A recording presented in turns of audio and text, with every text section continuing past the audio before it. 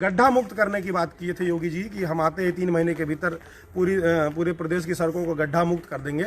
लेकिन अगर खाली गोरखपुर शहर को छोड़ दिया जाए तो गोरखपुर में जो 2, 4, 10, 20 डिवाइडर है उनको तोड़ा जाता है, बनाया जाता है, फिर पेंट किया जाता है, फिर टाइल्स लगाया जाता है, फिर तोड़ा जाता है, फिर बनाया जाता है, फिर उसके बाद टाइल्स की जगह मार्बल लगाया जाता है।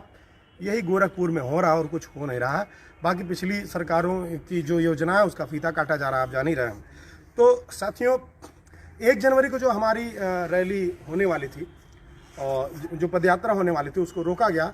लेकिन उससे पहले हमारा कार्यक्रम था कि हम लोग 10 बजे से 12 बजे तक अपना वहाँ सम्मेलन करेंगे। कार्यकर्ता सम्मेलन करने के बाद और उपस्थित जनसमूह को हम बुद्धालैंड राज के बारे में बताएंगे। उसके बाद हम लोग अपनी पदयात्रा निकालेंगे।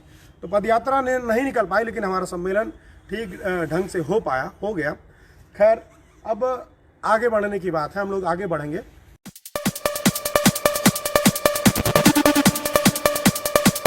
सभी लोगों को नमस्कार, जय भीम। दोस्तों, मैं धीरेन्द्र प्रताप, गोरखपुर उत्तर प्रदेश से। 1 जनवरी को हम लोगों ने बुद्धालैंड राज्य की मांग को लेकर के एक रैली की थी और रैली में हमको कम से कम 3-4 किलोमीटर का पदयात्रा निकालना था। और पदयात्रा निकाल करके हम बाबा साहब अम्बेडकर की प्रतिमा पर जाते हैं और वहाँ माल्यार्पण करते और उसके बाद हम जिला प्रशासन को ज्ञापन सौंपने वाले थे। इस रैली में 2700 जिलों के लोग इकट्ठा हुए थे, जिन जिलों को मिला करके हम अलग बुद्धालैंड राज्य बनाने की मांग कर रहे हैं। दोस्तों, इस रैली को पुलिस ने रोक दिया, भारी फोर्स बल लगा करके चारों तरफ से। पहला काम तो ये किया गया कि वहाँ पर आ रहे लोगों को रास्ते में रोक करके, जैसे बरगदवा टोल पर रोका गया, बरगदवा चेक पॉइंट पर रोकने के बाद नौसड़ चेक पॉइंट पर रोका गया और वहाँ से अगर लोग आ चुके थे तो नॉर्मल ग्राउंड के बाहर ही लोगों को रोक दिया गया और लोगों को वहाँ पहुँचने नहीं दिया गया। आप सोचिए कि एक मतलब छोटा सा मामला है, ये सीधे सरकार के खिलाफ भी नहीं है, ऐसा भी नहीं है कि सरकार की कोई नीति है उसका विरोध हो रहा है, उसको भी रोक दिया जा रहा है। और बहाना क्या बनाया जा रहा है कि कोरोना। और ठीक उसके अगले दिन मुख्यमंत्री योगी आदित्यनाथ आते हैं, गोरखपुर में रैली करते हैं, कैंपियरगंज में। तो कहने का मतलब ये है कि हमारी जो रैली रोकी गई उसमें ये जो कोरोना का बहाना लगाया गया, ये कोरोना का बहाना लगा करके पूरे देश में जितने भी डेमोक्रेटिक प्रोटेस्ट हो रहे हैं संविधान की रक्षा के लिए, चाहे किसानों का आंदोलन या शाहीन बाग वाला जो आंदोलन था CAA NRC के खिलाफ, वो भी देखिए उसको हटाया भी गया तो कोरोना का बहाना लेकर के हटाया गया था। और अब जो है कि किसानों के लिए भी देखिए यही बातें की जा रही है कि वहाँ पर हट जाइए, कोरोना फैल सकता है, ऐसा हो सकता है। और हम अलग राज्य की बात करने वाले लोग, जो हम उत्तर प्रदेश से अलग हट करके एक नया राज्य बनाना चाहते हैं, उनकी रैली को भी कोरोना का बहाना लेकर के रोका गया। अब दोस्तों, उसमें बहुत सारी बातें थी। एक तो उस रैली में परंपरागत रैली, हर साल 1 जनवरी को वहाँ लोग इकट्ठा होते हैं। और 1 जनवरी का आप लोग शौर्य दिवस के बारे में आप लोग जानते होंगे कि भीमा कोरेगांव में जो लड़ाई हमारे लोगों ने लड़ी थी पेशवाई ब्राह्मण साम्राज्य के खिलाफ, और हमारे गले से घाड़ी और कमर में झाड़ू और पैरों में घंटी बधाने की प्रथा खत्म करने के साथ साथ पूरा पेशवाई साम्राज्य द्वारा जितनी बर्बरता की जा रही थी उसका समापन किया था।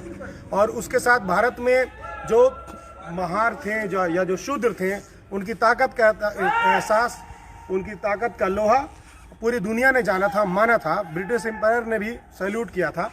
और फिर हमारे सैनिकों को सेना में नौकरियां मिलनी शुरू हुई और फिर तमाम काम होने शुरू हुए। तो हम भीमा कोरेगांव के उन सभी शहीदों को, शहादत को 1 जनवरी को उनको सैल्यूट भी करते हैं और जो अपनी मांग होती है उसको हम लोग रखते हैं। लेकिन आप देखिए कि हम उस छोटे से कह लीजिए बहुत बड़ा प्रोटेस्ट नहीं था हम लोगों का, लेकिन उसको पुलिस ने रोका। बहुत शांतिपूर्ण तरीके से चल रहा था और पुलिस जितनी संख्या में वहाँ पर उपस्थित थी और जो मंशा लेकर के आई थी, उससे साफ पता चल रहा था कि वो किसी न किसी बहाने इस आंदोलन को कुचलना चाहते थे, लाठीचार्ज करना चाहते थे। अब हम लोगों के सामने 2 विकल्प था कि या तो हम पुलिस से रगड़ा करते हुए आगे बढ़ते हैं और फिर हमारे ऊपर लाठीचार्ज होता और हम गिरफ्तार किए जाते हैं। तो ऐसा नहीं कि ये काम हम लोग नहीं किए हैं। इसके पहले हम लोगों ने 2 अप्रैल 2018 को भारत बंद कराया था और इसके बाद अभी नोटबंदी के बरसी पर भी गिरफ्तारी हुई थी हमारी। तो ये सब चलता रहता है, ऐसी बात नहीं है। लेकिन चूंकि हमारी रैली में बहुत संख्या में महिलाएं, बुजुर्ग और बच्चे शामिल थे, छोटी छोटी बच्चियां भी आई हुई थी जिनको बुद्धालैंड राज्य चाहिए, वो सारे लोग आए थे। और बड़ी संख्या में इन लोगों के शामिल होने की वजह से हमको ये निर्णय लेना पड़ा कि हम अपनी पदयात्रा नहीं निकालेंगे। लेकिन हमारा कार्यक्रम कहीं से विफल नहीं हुआ। हमारी पदयात्रा 2 घंटे में ख़त्म हो जाती थी। लेकिन जब उन्होंने हमारी पदयात्रा रोक दी तो हम लोगों ने नॉर्मल ग्राउंड में ही अपना सम्मेलन कर लिया और उसको हम लोग 6 घंटे तक लगातार करते रहे, जब तक अंधेरा नहीं हो गया तब तक हम अपना कार्यक्रम जारी रखें। और वहीं पर सिटी मजिस्ट्रेट जो गोरखपुर शहर के सिटी मजिस्ट्रेट हैं उन्होंने आकर के हम लोगों का ज्ञापन लिया, जिसको ज्ञापन को हम लोग पढ़ करके उनको सुनाए भी। तो कुल मिला करके पुलिस हमको 2 घंटे में, हम 2 घंटे में अपना कार्यक्रम ख़त्म करना चाहते थे, लेकिन वो 6 घंटे तक कार्यक्रम चला। और सरकार को लगता है या प्रशासन को लगता है कि भाई हमने रैली रोक करके बड़ा काम किया योगी के लिए, योगी जी हमारा पीठ थपथपाएंगे। तो भाई ये तो आपकी विफलता है कि आप एक प्रोटेस्ट, आप जो शांतिपूर्वक एक जो प्रोटेस्ट हो रहा है उससे भी आपको खतरा है। आपका इंटेलिजेंस, आपकी प्रशासन, आपका पूरा प्रशासनिक तंत्र इतना कमज़ोर है कि वो छोटे से प्रोटेस्ट को नहीं हैंडल करा पा रहा है। पता नहीं कैसे आप लोग जो है ये पूरे उत्तर प्रदेश को चला रहे हैं। खैर वो तो रिजल्ट सबके सामने दिखाई दे रहा है कि किस हाल में है उत्तर प्रदेश। गड्ढा मुक्त करने की बात किए थे योगी जी कि हम आते हैं 3 महीने के भीतर पूरे प्रदेश की सड़कों को गड्ढा मुक्त कर देंगे। लेकिन अगर खाली गोरखपुर शहर को छोड़ दिया जाए तो गोरखपुर में जो 2, 4, 10, 20 डिवाइडर है उनको तोड़ा जाता है, बनाया जाता है, फिर पेंट किया जाता है, फिर टाइल्स लगाया जाता है, फिर तोड़ा जाता है, फिर बनाया जाता है, फिर उसके बाद टाइल्स की जगह मार्बल लगाया जाता है। यही गोरखपुर में हो रहा है और कुछ हो नहीं रहा है। बाकी पिछली सरकारों की जो योजना है उसका फीता काटा जा रहा है, आप जान ही रहे हैं। तो साथियों 1 जनवरी को जो हमारी रैली होने वाली थी और जो पदयात्रा होने वाली थी उसको रोका गया, लेकिन उससे पहले हमारा कार्यक्रम था कि हम लोग 10 बजे से 12 बजे तक अपना वहाँ सम्मेलन करेंगे। कार्यकर्ता सम्मेलन करने के बाद और उपस्थित जनसमूह को हम अपना बुद्धालैन राज्य के बारे में बताएंगे। उसके बाद हम लोग अपनी पदयात्रा निकालेंगे। तो पदयात्रा ने नहीं निकल पाई, लेकिन हमारा सम्मेलन ठीक ढंग से हो गया। खैर अब आगे बढ़ने की बात है, हम लोग आगे बढ़ेंगे। अब हम लोग इसको बारी बारी से इस सम्मेलन को 27 जिलों में कराने जा रहे हैं। जितने भी लोग हमारे साथ जुड़े हुए हैं, इस रैली में जुड़े हुए हैं, जिम्मेदारी संभाल करके काम कर रहे हैं, उन सभी लोगों से कहा मतलब ये जान लीजिए कि अब हमको हर जिले में यही कार्यक्रम कराना है। दूसरी बात कि जो हमारी बुद्धालैन राज्य निर्माण आंदोलन समितियां बनी थी, गांव-गांव से लोग अपनी अपनी समितियां बना करके आए थे और अपना पैसा खर्च करके, अपना किराया भाड़ा खर्च करके आए थे, उनको मैं धन्यवाद देना चाहता हूं पूर्वांचल सेना की ओर से और पूर्वांचल के 8 करोड़ लोगों की ओर से, जिनके दर्द और तकलीफ को समझते हुए ये लोग आंदोलन करने के लिए आए थे और अलग राज्य की मांग कर रहे थे। तो उन सभी समितियों के लोगों को मैं धन्यवाद देना चाहता हूं, खास करके युवा साथियों को, कि वो मतलब कितने संजीदा तरीके से अपना झंडा, बैनर हर कुछ ले करके बड़े डिसिप्लिन के साथ वहाँ पर उपस्थित हुए थे। इसके साथ जो हमारी महिला विंग है, जो लड़कियाँ हैं, वो इतना अच्छा मतलब टीम लेकर के आई थी और उन्होंने बड़े डिसिप्लिन तरीके से, चाहे वो खाने खिलाने का मामला हो या फिर रैली में इधर उधर लोगों को व्यवस्थित करने का मामला, वो सब किया। तो उस सब के लिए आप लोगों को बहुत बहुत धन्यवाद। मैं बतौर अध्यक्ष पूर्वांचल सेना आप सभी लोगों को धन्यवाद ज्ञापित करना चाहता हूं। और इसके बाद मैं उन लोगों को धन्यवाद कहना चाहूँगा कि जिन लोगों ने इस कार्यक्रम को कराने के लिए चंदा दिया, पैसा दिया। मैं आपको बता दूं कि हम लोगों के पास पैसा बिल्कुल नहीं था, लेकिन हम लोग जो 1 महीने तक लगातार कैंपेन किए, गाड़ियों से दौड़े और फिर रैली में जो फिर आई कार्ड बनना था या बैनर बनना था या फिर खाना बनना था, वो सब कुछ चंदे से आया। और जितने भी लोगों ने ये पैसा दिया उन सभी लोगों को बहुत बहुत मैं आभार व्यक्त करता हूँ, धन्यवाद व्यक्त करता हूँ। जब हमारा समय आएगा और हम पावर में आएंगे तो हम आप लोगों को ज़रूर सम्मानित करेंगे। अभी हम केवल आपको धन्यवाद बोल सकते हैं और उससे ज़्यादा नहीं कुछ कर सकते हैं, लेकिन आप हम पर भरोसा करते हैं और हम पर भरोसा करते हुए हमारे साथ खड़े होते हैं, ये बहुत बड़ी बात है और हम आपके भरोसा पर खरा उतरेंगे।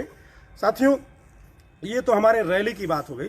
अब इसको रैली को रोका क्यों गया, आप इसको तो जानते ही होंगे। आज मैं लखनऊ में हूँ और लखनऊ में बहन जी ने ये पार्क, बहुत सुंदर पार्क बनवाया है, जहाँ पर हमारे महापुरुषों की बहुत सारी मूर्तियाँ हैं और हमारी जो सभ्यता है, श्रमण सभ्यता है, उसके प्रतीक चिन्ह यहाँ पर बहुत सारे मौजूद हैं जो पूरे भारत में थे और उनको फिर तबाह कर दिया, ख़त्म कर दिया गया।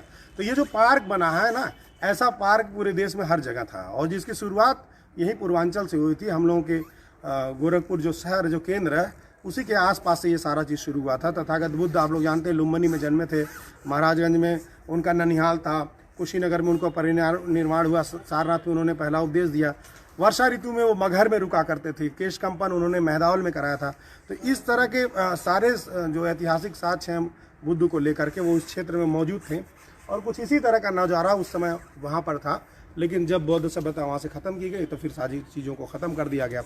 खैर, हमारा मकसद है कि हम उस सभ्यता को फिर से स्थापित करें और जो हमारा इतिहास है, हमारे जो महापुरुष हैं जिनको उचित सम्मान नहीं मिला है, उनको चिन्हित करके आगे ले आए, ताकि जो ये जो पीढ़ी है आज हमारे देश में जो जातिवाद का आतंक है, जो छुआछूत है, भेदभाव, अब वो बढ़ रहा है और प्रैक्टिस में आ गया है। लोग बिना जाति पूछे किराए का मकान नहीं देते हैं और शादी विवाह करना तो बहुत दूर की बात है। तो ये छुआछूत जात पात अब बढ़ते चला जा रहा है। तो इसको रोकने के लिए हमको जो इसको ख़त्म करने वाले लोग थे उनको आगे ले आना पड़ेगा, उनको पढ़ना पड़ेगा, उनको समझना पड़ेगा और उनके आंदोलनों को समझ करके हमको फिर से उसको आगे बढ़ाना पड़ेगा। और उसमें सबसे बड़ा जो नाम है वो तथागत बुद्ध का है और वो बुद्ध इसी क्षेत्र से आते हैं। तो हमारा मकसद था कि भाई अगर बुद्ध के नाम पर जो यहाँ पर अगर हम लोग बुद्धालैंड राज्य बनाते हैं, जिसकी घोषणा बहन कुमारी मायावती जी ने 2011 में ही कर दिया था कि 4 राज्य यहाँ पर उत्तर प्रदेश में बनने चाहिए, उसमें जो पूर्वी हिस्सा है उसको हम मांग कर रहे हैं कि बुद्धालैंड बना जाए। तो अगर बुद्धालैंड बनता तो जानते हैं कि आप लोग बुद्ध के नाम पर पूरे देश में लोगों के प्रति सम्मान है, दुनिया में सम्मान है। और बुद्ध के जो उपदेश हैं वो इतने प्रासंगिक हैं, इतने मतलब आज के डेट में, आज आधुनिक समय में भी वो एकदम से तालमेल खाते हैं, उनके साथ मेल जोल बनाते हैं। और उस सोच को लेकर के, बुद्ध की उस सोच को लेकर के आज दुनिया के बहुत सारे देश है, चीन, जापान, कोरिया, ताइवान, ये महाशक्ति बने हुए हैं, शांत हैं, अच्छा जीवन यापन कर रहे हैं। उनके पास टेक्नोलॉजी है, उनके पास शिक्षा है, उनके पास लाइफ स्टाइल है और उसको हम लोग भूल चुके हैं। तो हम लोग चाहते थे कि बुद्धालैंड राज्य बनेगा तो एक जो बुद्ध की ऐतिहासिक महत्व है उसको बल मिलेगा, दूसरा जो सांस्कृतिक जो कल्चरल महत्व है उसको भी एक रिप्रेजेंटेशन मिलेगा देश लेवल पर। और फिर इसके आधार पर समता, स्वतंत्रता, न्याय की जो बात तथागत बुद्ध ने 2500 पहले कही थी और उससे देश में परिवर्तन आया था, उसको हम फिर से स्थापित करने का काम कर लेंगे। दूसरी बात यह है कि हमारा जो पूर्वांचल है वो आप जानते हैं कि मजदूर क्षेत्र है, हम लोग लेबर बेल्ट हैं। हमारे यहाँ की जो चीनी मिलें अंग्रेजों ने शुरू कराई थी, 1903 से उन्होंने शुरू कराया था चीनी मिलों को। देवरिया के प्रतापपुर में पहला शुगर फैक्ट्री 1903 में लगाते हुए उन्होंने एक एक करके 42 चीनी मिलें इस क्षेत्र में लगाई। तो उन सारे चीनी मिलों को बंद कर दिया गया। आप समझ रहे होंगे कि जब 42 चीनी मिलें एक क्षेत्र से बंद कर दी जाएंगी तो वहाँ बेरोजगारी कितनी बढ़ जाएगी, गन्ना किसान क्या करेगा, या उन चीनी मिलों की फैक्ट्रियों में जो काम करने वाला व्यक्ति कहाँ जाएगा। तो उससे लाखों लोग प्रभावित होते हैं। उसके बाद हमारे यहाँ रेल कारखाना था, जो रेल कोच फैक्ट्री थी, उसको कपूरथला भेज दिया गया। उसके बाद जो यहाँ की जो श्रम शक्ति है, जो यहाँ की मिट्टी है, जो यहाँ का जो पानी है, जो यहाँ का एनवायरनमेंट है, उसका कोई इस्तेमाल नहीं किया गया, उचित नियोजन और दोहन कह लीजिए कि नहीं किया गया, जिसके नाते यहाँ पर भयंकर बेरोजगारी है। और यही बेरोजगारी एक समस्या नहीं है, शिक्षा के लिए भी हमको बाहर जाना पड़ता है, वहाँ पर एक सेंट्रल यूनिवर्सिटी तक वहाँ पर नहीं है। उसके बाद चिकित्सा के लिए भी कम से कम पीजीआई लखनऊ यहाँ पर तो आना ही पड़ता है हम लोगों को, वहाँ पर इलाज की भी ढंग से व्यवस्था नहीं है। तो इसको देखते हुए हम लोग उस क्षेत्र को अलग राज्य बनाने की मांग कर रहे हैं। 24 करोड़ की भारी आबादी है उत्तर प्रदेश की और एक मुख्यमंत्री उसको नहीं संभाल सकता, जिसका परिणाम है कि आज देखिए उत्तर प्रदेश में लॉ एंड ऑर्डर कितना खतरनाक हो चुका है, करप्शन कितने ऊपर जा चुका है कि किसी भी कार्यालय में बिना घूस के कोई काम नहीं होने वाला है। तो बुद्ध के नाम पर हम लोग अलग राज्य बनाने का मकसद यही था कि बुद्ध के नाम पर जो भी ऐतिहासिकता है, जो भी सांस्कृतिक और सभ्यता की जो विरासत है, उससे एक बहुत बड़ा बूम मिलेगा इस क्षेत्र को और ये क्षेत्र उभर करके पूरी दुनिया के सामने आएगा। और सबसे बड़ी जो बात है कि बुद्ध के नाम पर जो बचा खुचा, टूटा फूटा जो मॉन्यूमेंट्स हैं, जो प्रतीक चिन्ह हैं या अवशेष हैं, उन अवशेषों के दम पर ही बचे खुचे जो अवशेष हैं, जो जगह हैं, या जैसे कुशीनगर है, सारनाथ बोध गया है, इनके दम पर दुनिया का सबसे बड़ा पर्यटन केंद्र यहाँ पर हो सकता है। मतलब पूरी दुनिया के लोग, जैसे एक पार्क यहाँ आपको दिखाई दे रहा है, लेकिन ये पार्क बनवाया गया है, बहन कुमारी मायावती जी ने इसको बनवाया है और बनवा करके यहाँ स्थापित किया, तो वहाँ लोग घूमने आ रहे हैं। लेकिन अगर हम पूर्वांचल में देखें तो पूर्वांचल में ऐसे नेचुरली ऐसे बहुत सारी जगह हैं जो बौद्ध काल में बहुत प्रसिद्ध थे, प्रचलित थे, लोग शिक्षा ग्रहण करने आते थे, ज्ञान बुद्धि ग्रहण करने आते थे।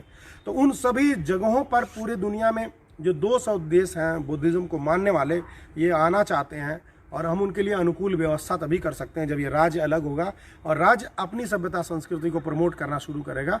तब जाकर के जो बुद्धिज़्म की बची खुची थातियाँ, उनसे एक बहुत बड़ा पर्यटन केंद्र यहाँ पर स्थापित हो जाएगा। जिससे मैं कह रहा हूँ कि केवल जो हम अलग राज्य की बात कर रहे हैं, बुद्धालैंड ही नहीं, बिहार और पूरा ये यूपी का एरिया कमाने खाने लगेगा, उनको बहुत बड़ा रोजगार मिल जाएगा और पूरी दुनिया में हमारा सम्मान भी बढ़ेगा। क्योंकि दुनिया भर में हमारे प्रधानमंत्री कहीं जाते हैं तो कहते हैं मैं बुद्ध के देश से आया हूँ, योगी आदित्यनाथ जी भी मिलते हैं तो उनको जा करके बुद्ध की मूर्ति देते हैं। लेकिन जहाँ बुद्ध जहाँ से निकले, जहाँ उनका परिनिर्वाण हो, जहाँ उन्हें शिक्षा पे, वो जगह तो उपेक्षित है ना, उसको आप बैकवर्ड किए जा रहे हैं, वो पीछे चला जा रहा है, वो माफियावाद का गढ़ बनते जा रहा है। जब कोई विदेशी उस खबर को इंटरनेट पर पढ़ता है तो देखता है कि यार यहाँ पे बहुत सारा रेप है, यहाँ पे बहुत सारा क्राइम है, तो वो यहाँ पर क्यों आएगा। तो ये सारी बातें हैं। और आप लोग जानते हैं कि इस सभ्यता के आने के बाद से, समता, स्वतंत्रता, न्याय, बंधुता इस देश में आने के बाद से जो सबसे बड़ा जो नुकसान होना है वो ब्राह्मणिज्म कल्चर को होने वाला है, हरामखोर लोगों का होने वाला है, जो मेहनत करके हराम की खाना चाहते हैं उनका नुकसान होने वाला है। तो उनको ये सबसे ज़्यादा दिक्कत है। और आप लोग जानते हैं कि हमारी सरकारों में वही लोग बैठे हुए हैं, वो किसी भी तरीके से झूठ, पाखंड, फरेब, इस तरह का नाटक देश में फैलाना चाहते हैं, हिंदू मुस्लिम करना चाहते हैं, जातिवाद बढ़ाना चाहते हैं कि लोग लड़ते रहें, मरते रहें। और इस लड़ाई और मार काट में लोग डेवलपमेंट क्या होता है, एजुकेशन क्या होता है, लाइफ स्टाइल क्या होता है, भाईचारा क्या होता है, ये सब कुछ भूल जाएं। और वाकई में लोग भूल चुके हैं, अंधे हो चुके हैं। तो हम लोगों की रैली जो रोकने का मकसद था, उसका अगर हम लोग एक लाइन में कहें तो वो जो ब्राह्मणवादी लोग हैं वो नहीं चाहते हैं कि बुद्ध की सभ्यता फिर से इस देश में स्थापित हो पाए, फिर से प्रचलन में आ पाए, कोई बुद्धिज़्म को फॉलो ना कर पाए। लोग इसी जात पात, वर्ण व्यवस्था, छुआछूत, भेदभाव में विश्वास करें और यहीं लड़ते मरते रहें, और उनकी जो दुकानदारी है, जो हरामखोरी है, वो चलती रहे। तो हम अपनी लड़ाई जारी रखेंगे। आप सभी हमारे साथ बने रहिए, और बने भी हुए हैं, उसके लिए बहुत बहुत धन्यवाद। जय भीम, जय भारत, लोकतंत्र जिंदाबाद, संविधान जिंदाबाद। अंतिम में कहूँगा कि ये जो पार्क है, सामाजिक परिवर्तन स्थल बहन जी ने बनाया है, इसको देखने के लिए आप जरूर आइए।